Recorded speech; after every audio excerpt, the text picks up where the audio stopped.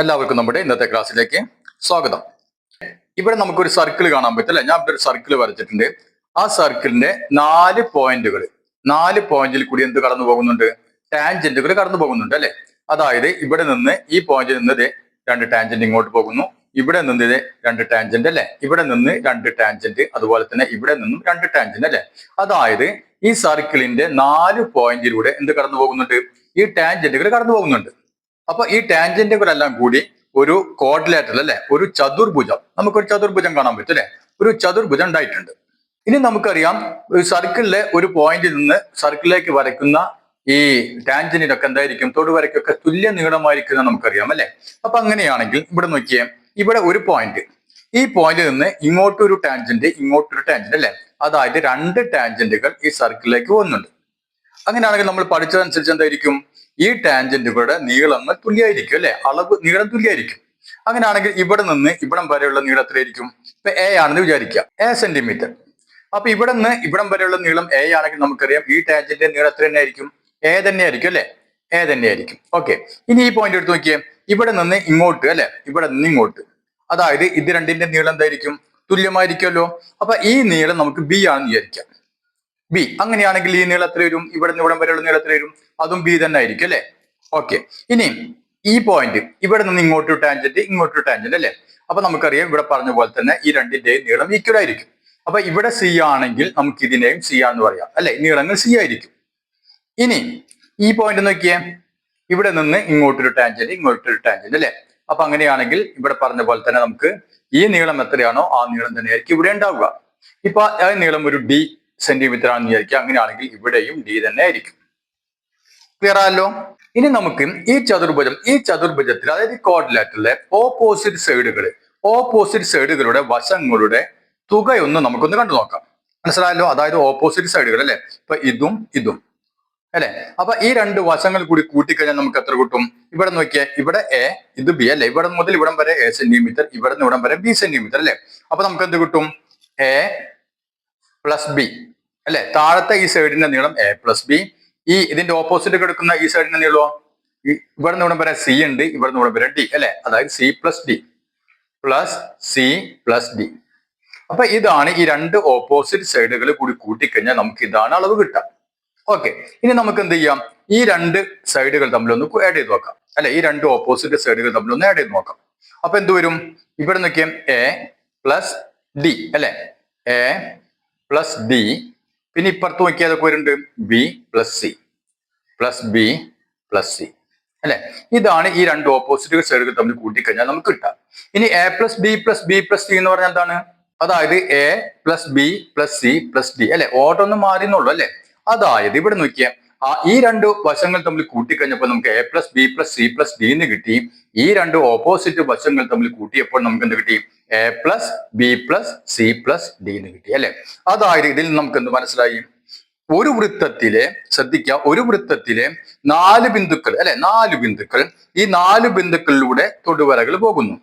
ശരിയാണല്ലോ. ഓക്കെ, ആ തൊടുവരകൾ ചേർന്നുണ്ടാക്കുന്ന ഈ ചതുർഭുജം, ഈ ക്വാഡ്രിലാറ്റർ, ഇങ്ങനത്തെ ക്വാഡ്രിലാറ്ററിന്റെ ഓപ്പോസിറ്റ് സൈഡുകളുടെ നീളങ്ങളുടെ തുക എന്തായിരിക്കും? എപ്പോഴും ഈക്വൽ ആയിരിക്കും. അപ്പൊ ഇവിടെ ശ്രദ്ധിക്കേണ്ട കാര്യം, സൈക്ലിക് ക്വാഡ്രിലാറ്ററും ഇതും തമ്മിലുള്ള വ്യത്യാസം നമ്മൾ മനസ്സിലാക്കണം. എന്താണ് സൈക്ലിക് ക്വാഡ്രിലാറ്റർ എന്ന് പറഞ്ഞാൽ? എന്താണ്? അതായത് ഒരു ക്വാഡ്രിലാറ്റർ അല്ലെ, അതായത് ഒരു ചതുർഭുജം, ഇതൊരു ചതുർഭുജം, ഈ ചതുർഭുജത്തിന്റെ 4 മൂലകളിലൂടെയും ഒരു സർക്കിൾ കടന്നു പോകുകയാണെങ്കിൽ അതിനെ പറയും നമ്മൾ സൈക്ലിക് ക്വാഡ്രിലാറ്റർ എന്ന് പറയും അല്ലെ. അപ്പൊ ഇത് തമ്മിലുള്ള വ്യത്യാസം നിങ്ങൾ മനസ്സിലാക്കാൻ നോക്കിയാൽ, ഇങ്ങനെ ഇതേപോലെയാണെങ്കിലാണ് അതൊരു സൈക്ലിക് ക്വാഡ്രിലാറ്റർ ആവുക അല്ലെ. അപ്പൊ ഇതിന്റെ പ്രത്യേകത എന്താണ്? ഓപ്പോസിറ്റ് ആംഗിളുകൾ, അതായത് എതിർ കോണുകളുടെ തുക എത്രയായിരിക്കും? സം എത്രയായിരിക്കും? 180 ആയിരിക്കും അല്ലെ. രണ്ടും കൂടി കഴിഞ്ഞാൽ 180. ഇതിന്റെ ഓപ്പോസിറ്റ് ആംഗിളുകൾ കൂടി കൂട്ടിക്കഴിഞ്ഞാൽ നമുക്ക് 180. അപ്പൊ ഇനി നമുക്ക് നമ്മുടെ ടെക്സ്റ്റ് ബുക്കിൽ പേജ് നമ്പർ 182 183 കുറച്ച് ചോദ്യങ്ങളുണ്ട്. അത് നമുക്കൊന്ന് ചെയ്ത് നോക്കാം. ഇവിടെ നമുക്കൊരു ചിത്രം തന്നിട്ടുണ്ട് അല്ലെ. ഇനി എപ്പോഴും എന്താണ് പറഞ്ഞിട്ടുള്ളത്? In the figure a triangle is formed by 2 perpendicular tangents and a third tangent to circle. അതായത് ഒരു സർക്കിള്, ആ സർക്കിളില് പെർപെൻഡിക്കുലർ ആയ, അതായത് പരസ്പരം ലംബങ്ങളായ 2 തൊടുവരകൾ, 2 ടാൻജന്റ് കണ്ടില്ലേ? ഒന്ന് ഇതും ഒന്ന് ഇതും. ഇത് പരസ്പരം ലംബം എന്ന് പറഞ്ഞാൽ നമുക്കറിയാം എന്താണ്? പെർപെൻഡിക്കുലർ അല്ലെ, ആംഗിൾ 90 ഡിഗ്രി. അപ്പൊ ഇങ്ങനത്തെ രണ്ട് ടാൻജന്റുകൾ. പിന്നെയോ മറ്റൊരു ടാൻജന്റ്, ഇങ്ങനെ പോകുന്ന ഒരു ടാൻജന്റ് അല്ലെ. അപ്പൊ ഈ ടാൻജന്റുകളെല്ലാം കൂടിയിട്ട് എന്തുണ്ടാക്കിയിട്ടുണ്ട്, ഇവിടെ ഒരു ത്രികോണം ഉണ്ടാക്കിയിട്ടുണ്ട്. ഇനി എന്താണ് ആദ്യത്തെ ചോദ്യം? Prove that the perpendicular of the triangle is the sum of the lengths of the perpendicular tangents. എന്താണ് പറഞ്ഞിട്ടുള്ളത്? ഒന്നാമത് ചോദിച്ചിട്ടുള്ളത് ഈ ത്രികോണത്തിന്റെ പെരിമീറ്റർ, ഈ ത്രികോണത്തിന് കണ്ട ഇവിടെ ത്രികോണം ഉണ്ടല്ലോ, ഈ ത്രികോണത്തിന്റെ ചുറ്റളവ്. ഇപ്പൊ ഈ പരസ്പരം പെർപെൻഡിക്കുലർ ആയ രണ്ട് ടാൻജന്റുകൾ പറഞ്ഞല്ലോ, ഒന്ന് ഈ ടാൻജന്റും ഒന്ന് ഈ ടാൻജന്റ് അല്ലെ. അപ്പൊ ഇവയുടെ സമ്മിന് ഈക്വൽ ആയിരിക്കും. അതായത് ഈ രണ്ട് ടാൻജന്റുകളുടെ അവയുടെ നീളങ്ങൾ തമ്മിൽ കൂട്ടിക്കഴിഞ്ഞാൽ നമുക്ക് എന്ത് കിട്ടും? ഈ ട്രയാങ്കിളിന്റെ ചുറ്റളവ് കിട്ടും, പെരിമീറ്റർ കിട്ടും എന്നാണ് നമ്മൾ പ്രൂവ് ചെയ്യേണ്ടത്. അപ്പൊ ചോദ്യം ക്ലിയർ ആയല്ലോ. അപ്പൊ നമുക്ക് ആദ്യം എന്ത് ചെയ്യാം, ഇവിടെ നമുക്ക് കുറച്ച് ടാൻജന്റുകൾ ഉണ്ട് അല്ലെ. ഇവിടെ നോക്കിയേ, ഇവിടെ നിന്ന് ഇപ്പൊ നമുക്ക് ഈ പോയിന്റിന് എ എന്ന് കൊടുത്തു വിചാരിക്കുക, എ എന്ന് കൊടുത്തു. അങ്ങനെയാണെങ്കിൽ ഇവിടെ നിന്ന് ഇങ്ങോട്ടൊരു ടാൻജന്റ് ഉണ്ട് അല്ലെ. അപ്പൊ നമുക്ക് ഈ ടാൻജന്റ് മുട്ടുന്ന ഭാഗം നമുക്ക് ബി എന്ന് കൊടുക്കാം, ബി. ഓക്കെ, അതുപോലെ തന്നെ ഈ ടാൻജന്റ് ഇവിടെ മുട്ടുന്ന ഭാഗം അല്ലെ, സി എന്ന് കൊടുത്തു, സി. അപ്പൊ ഇതാണ് ഈ ടാൻജന്റ്, വലിയ ടാൻജന്റ് അല്ലെ, ഈ പെർപെൻഡിക്കുലർ ആയ ടാൻജന്റ്. ഇനി ഈ പോയിന്റ് അല്ലെ, അപ്പൊ ഈ പോയിന്റ് എടുക്കുകയാണെങ്കിൽ ഇവിടെ നിന്ന് ഇങ്ങോട്ടൊരു ടാൻജന്റ്, ഇവിടെ നിന്ന് ഇങ്ങോട്ടൊരു ടാൻജന്റ് അല്ലെ, അങ്ങനെ വേണമെങ്കിൽ എടുക്കാമല്ലോ. ഈ പോയിന്റ് ഇപ്പൊ ഇവിടെ നമുക്ക് പി എന്ന് കൊടുത്തു വിചാരിക്കാം, പി. ഈ പോയിന്റിൽ നിന്നൊക്കെ ഇങ്ങോട്ടൊരു ടാൻജന്റ് ഈ പോയിന്റിന്റെ സർക്കിളിനെ ടച്ച് ചെയ്യുന്നു അല്ലെ. അപ്പൊ ഇങ്ങോട്ടൊരു ടാൻജന്റ് ഉണ്ട് അല്ലെ.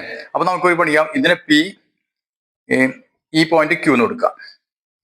അതുപോലെ തന്നെ ഇവിടെയൊക്കെ ഈ പോയിന്റിൽ നിന്ന് ഇങ്ങോട്ടൊരു ടാൻജന്റ് ഇങ്ങോട്ടൊരു ടാൻജന്റ് അല്ലെ. അപ്പൊ ക്യൂവിൽ നിന്ന് ബി ഈ പോയിന്റിൽ ടച്ച് ചെയ്യുന്നു, ക്യൂവിൽ നിന്ന് നമുക്ക് ഈ പോയിന്റിനെ പി ക്യൂ ആർ എന്ന് കൊടുക്കാം, 6. അപ്പൊ മനസ്സിലായില്ലേ? അപ്പൊ എത്ര ടാൻജന്റുകൾ വരുന്നുണ്ടെന്ന് നോക്കിയാൽ, ഒന്ന് എ ബി എന്ന് പറഞ്ഞ ടാൻജന്റ് അല്ലെ, എ ബി എന്ന് പറഞ്ഞ ടാൻജന്റ്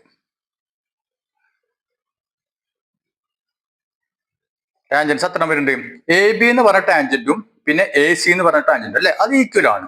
അപ്പൊ എ ബിയും എ സിയും ഈക്വൽ ആയി അല്ലെ, ആ രണ്ട് ടാൻജന്റുകൾ ഉണ്ട്. പിന്നെയോ പിന്നെ നമുക്ക് ക്യൂ എന്ന് പറഞ്ഞ പോയിന്റ് നോക്കിയാൽ ക്യൂ ബി എന്ന് പറഞ്ഞ ടാൻജന്റ്, ക്യൂ ആർ എന്ന് പറഞ്ഞ ഒരു ടാൻജന്റ് ഉണ്ടല്ലോ. അപ്പൊ ക്യൂ ബി അല്ലെ, ക്യൂ ബിയും ക്യൂ ആറും ഈക്വൽ ആണ്, ഈ രണ്ട് ടാൻജന്റുകൾ. ഇനി നമുക്ക് പി എന്ന് പറഞ്ഞ പോയിന്റ് എടുക്കാലോ. പി എന്ന് പറഞ്ഞ പോയിന്റിൽ ആറിലേക്ക്, പി എന്ന് പറഞ്ഞ പോയിന്റിൽ സിയിലേക്ക് അല്ലെ. അപ്പൊ നമുക്ക് പി ആർ എന്ന് പറഞ്ഞ ഒരു tangent equal to P C അല്ലെ. അപ്പൊ ഇത്രയും ടാൻജന്റുകൾ നമുക്ക് ഇതിൽ കാണാൻ പറ്റും. ഇനി നമുക്ക് വേണ്ട കാര്യത്തിലേക്ക് കിടക്കാം. നമുക്ക് വേണ്ട എന്താണ്? ഈ പെരിമീറ്റർ അല്ലെ, പെരിമീറ്റർ ആണ് നമുക്ക് തെളിയിക്കേണ്ടത്, പെരിമീറ്റർ. അപ്പൊ perimeter of triangle P A Q. അപ്പൊ perimeter of triangle P A Q. Okay, ഇതിന്റെ പെരിമീറ്റർ എന്തൊക്കെ വരും നോക്കിയാൽ, ആദ്യം നമുക്ക് ഏത് വരും? ഈ എ പി എന്ന് പറഞ്ഞ ഈ ലെങ്ത് അല്ലെ, എ പി വരും, എ പി പ്ലസ് പിന്നെ ഈ നീളം വരും അല്ലെ, എ ക്യൂ എന്ന് പറയുന്ന നീളം വരും, എ ക്യൂ 3 വശങ്ങളുടെ നീളം അല്ലേ പെരിമീറ്റർ, എ ക്യൂ പ്ലസ് ഇനി ഈ പി ക്യൂ എന്ന് പറഞ്ഞ വശം അല്ലെ, പി ക്യൂ എന്ന് പറഞ്ഞ വശം എന്ന് പറഞ്ഞാൽ പി ആറും വരും ആർ ക്യൂവും വരും അല്ലെ. അങ്ങനെ നമുക്ക് എഴുതാം, പി ആറും ആർ ക്യൂവും അല്ലെ, P R plus R Q. Clear ആയല്ലോ? അപ്പൊ നമുക്ക് ഈ വലിയ വശം കിട്ടി അല്ലെ. അപ്പൊ നമുക്ക് അടുത്ത സ്റ്റെപ്പ് ഒക്കെ A P plus A Q plus A പിയും എ ക്യൂവും. അടുത്തത് നമ്മൾ ഇതിലുള്ള പി ആർ എന്നാണ് അല്ലെ, പി ആർ. നമുക്കറിയാം പി ആറും പി സിയും ഈക്വൽ ആണല്ലോ. ഇവിടെ നിന്നുള്ള രണ്ട് തൊടുവരകളല്ലേ, പി ആർ എന്ന് പറഞ്ഞാലും പി സി നമ്മൾ എഴുതിയിട്ടുണ്ട്, പി ആറും പി സി ഈക്വൽ ആണെന്ന് പറഞ്ഞിട്ടുണ്ടല്ലോ അല്ലെ. അങ്ങനെയാണ് നമുക്ക് പി ആറിന് പകരം പി സി ഇട്ട് കൊടുക്കാലോ, ഒരു കുഴപ്പമില്ലല്ലോ. അതുകൊണ്ട് പി ആറിന് പകരം ഞാൻ പി സി ഇട്ടു. പ്ലസ് ഇനി എന്താ ഉള്ളത്? ആർ ക്യൂ അല്ലെ. ഇവിടെ ആർ ക്യൂ അല്ലെങ്കിൽ ക്യൂ ആറിന് പകരം നമുക്ക് എന്ത് ചെയ്യാം? ക്യൂ ബി ഇട്ട് കൊടുത്തൂടെ അല്ലെ. ക്യൂ ബിയും ക്യൂ ആറും ഈക്വൽ ആണല്ലോ. അപ്പൊ നമുക്ക് ഈ ക്യൂ ആറിന് പകരം, അതായത് ഈ നീളത്തിന് പകരം എന്ത് കൊടുക്കാം? ക്യൂ ബി എന്ന് കൊടുക്കാം. ആർക്കും തടസ്സില്ലല്ലോ, ഇല്ല അല്ലെ. അപ്പൊ ഞാനിവിടെ ക്യൂ ബി എന്ന് കൊടുത്തു. അപ്പൊ ഇനി നോക്കിയേ, A P plus A Q plus P C plus Q B എന്നിട്ട് അല്ലെ. ഇതിനെ ഞാൻ ഓർഡർ അല്പം ഒന്ന് മാറ്റി എഴുതുന്നു. ആദ്യം എ പി എഴുതി, അതുപോലെ തന്നെ എഴുതി. പ്ലസ് ഈ പി സി ഞാൻ അടുത്തത് പി സി എഴുതി.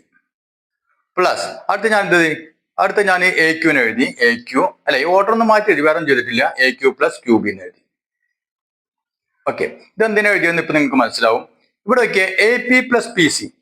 A P plus P C എന്ന് പറയുന്ന സംഭവം, ഈ രണ്ട് നീളങ്ങൾ കൂടി കൂട്ടിക്കഴിഞ്ഞാൽ എന്ത് കിട്ടും? എ സി കിട്ടും അല്ലെ, എ സി. അപ്പോൾ നമുക്ക് എ സി എന്ന് എഴുതാം. അതായത് എ പി പ്ലസ് പി സിക്ക് പകരം ഞാൻ എ സി എന്ന് എഴുതി. Plus A Q plus Q B. ഇതൊക്കെ A Q plus Q B എന്താണ് എ ബി അല്ലെ. അപ്പൊ ഇതിന് പകരം എന്ത് എഴുതി? ഇതിന് പകരം എ ബി. ഇപ്പൊ നമുക്ക് നോക്കിയേ, perimeter of triangle P A Q, അതായത് ത്രികോണം പി എ ക്യൂവിന്റെ ചുറ്റളവ് എന്ത് കിട്ടി? A C plus A B. A C എന്ന് പറയുന്നത് ഈ ടാൻജന്റ്, എ ബി എന്ന് പറയുന്ന ഈ ടാൻജന്റ്, അതായത് പെർപെൻഡിക്കുലർ ആയ രണ്ട് ടാൻജന്റുകൾ അല്ലെ, അവയുടെ സമ്മാണ് ഈ പെരിമീറ്റർ, ഈ ത്രികോണത്തിന്റെ പെരിമീറ്റർ. ക്ലിയർ ആയല്ലോ? അപ്പൊ നമുക്ക് എന്ത് എഴുതാം? The perimeter of the triangle is the sum of the length of the perpendicular tangent. Clear ആയല്ലോ? ഓക്കെ, ഇനി നമുക്ക് അതിൽ രണ്ടാമത്തെ ചോദ്യം ഒന്ന് ചെയ്തു നോക്കാം.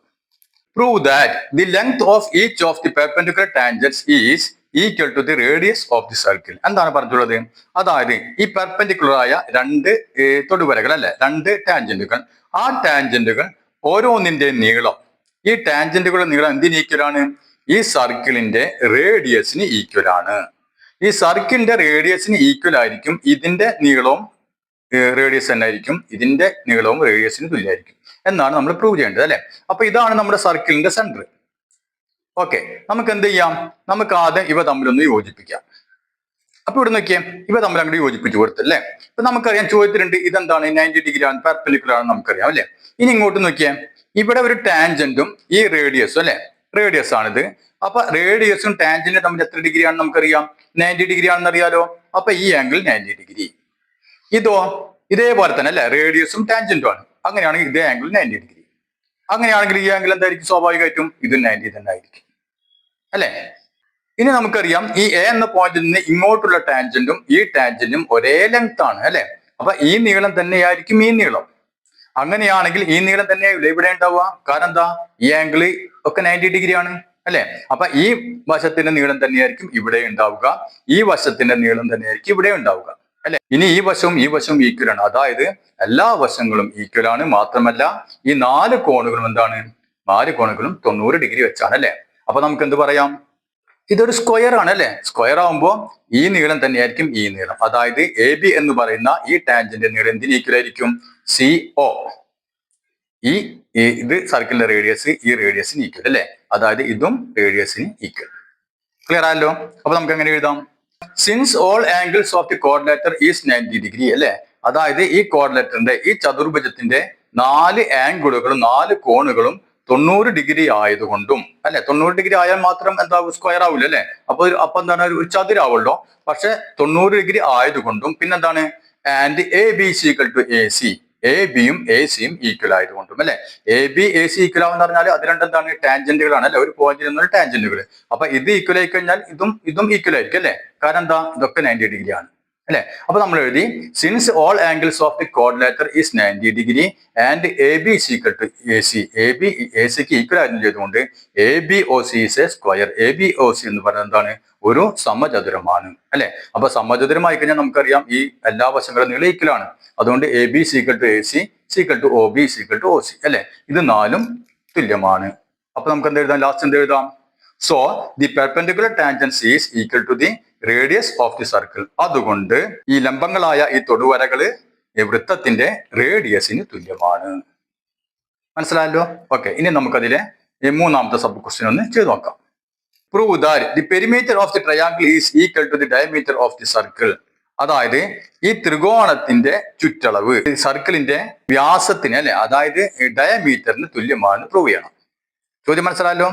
ഈ ത്രികോണത്തിന്റെ ചുറ്റളവ് ഈ സർക്കിളിന്റെ വ്യാസത്തിന്, അതായത് ഡയമീറ്ററിന് തുല്യമാണ് നമ്മൾ പ്രൂവ് ചെയ്യണം. അപ്പൊ ഇവിടെ നോക്കിയേ, നാം ഇതിന് മുമ്പത്തെ ചോദ്യത്തിൽ എന്ത് പ്രൂവ് ചെയ്തു? ഈ ട്രയാങ്കിളിന്റെ പെരിമീറ്റർ എന്തിന് ഈക്വൽ ആണ് നമ്മൾ പ്രൂവ് ചെയ്തിട്ടുണ്ട്?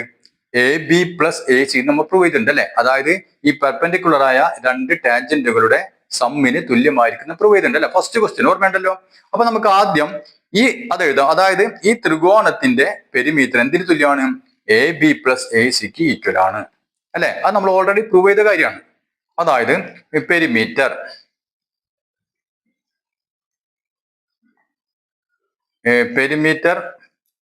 Of the triangle